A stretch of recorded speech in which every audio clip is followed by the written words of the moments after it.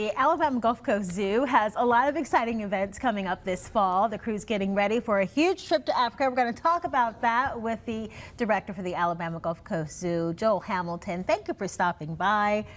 Thanks for having me here. Mr. Popular today. So Hannah loves, okay, so when Joel came in, I said, oh, it's such a cute turtle. And he said, tortoise. So Hannah loves tortoises. Our director, it's her favorite animal too. My producer, Victoria, they all want to see the tortoise. But explain the difference between that and a turtle. Well, this one happens to be an African spurred tortoise. Okay. And they live on land. They do not live in the water. Okay. Turtles generally live in the water. And if you look at a turtle, they're much more streamlined because they live in the water. And tortoises are a lot bulkier because they live on the land. And Hannah doesn't have on a microphone, otherwise she would talk, but she just wanted to hold the tortoise. So really quickly, because you did mention the temperature of the tortoise. Yes. And talk about, how hot or cold they are. Well, they're what's referred to as cold-blooded.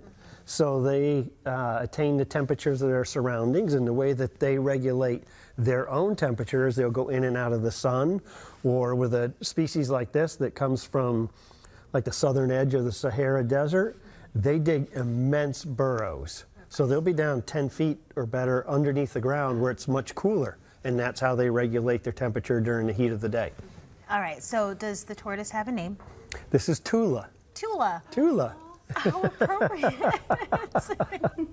All right. So, this is just one of the, fascinating creatures you can see when you go to the zoo. And it has like a calming effect.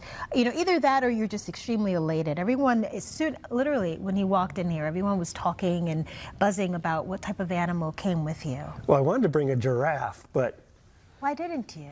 the sunroof wouldn't open. That would have been something. Yeah, that would be something. So in addition to, coming out to see Tula, talk about what else you guys have at the zoo for the fall. Well, of course, we wrapped up the summer in our zoo camp, and coming up on October 18th, we have our Boo at the Zoo, which is always immensely popular, yes. 9 to noon in the morning on that Saturday. Come dressed up however you want to dress up for Halloween, and we have vendors there and lots of candy and things for the kids to do and things for the adults to do too. Okay. And of course, looking further forward, we have our holiday lights that comes up in December, and we invite Jeep owners and the Jeep clubs to come in and decorate their Jeeps, and they provide some of the lights throughout the zoo, and then we add lights through the rest of the zoo, and it's a stroll through the zoo. Yeah, those Jeep owners are pretty cool, and they come huge. They come huge, and they come very well lit. Yeah, they do. Aw, so talk to us also about this trip to Africa you've got coming up.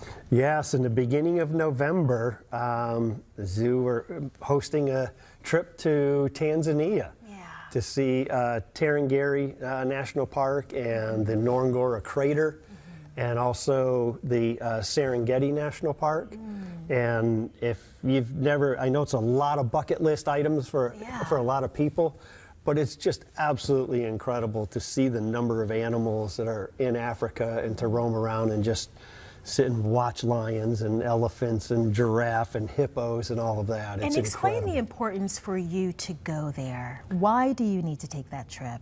For me personally, I like to see animals where they come from. Yeah.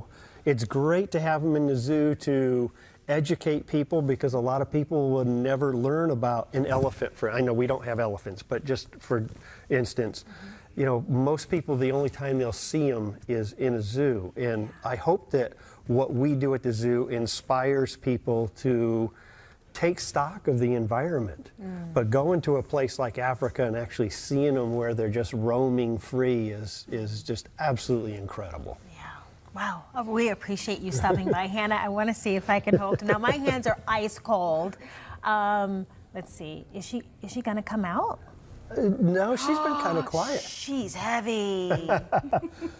This species can be up to 200 pounds. Oh my God. They're the third largest type of tortoise in the world. This is probably about 10 pounds. But they get, I'm getting big. a wrap. We could talk about the tortoise all day.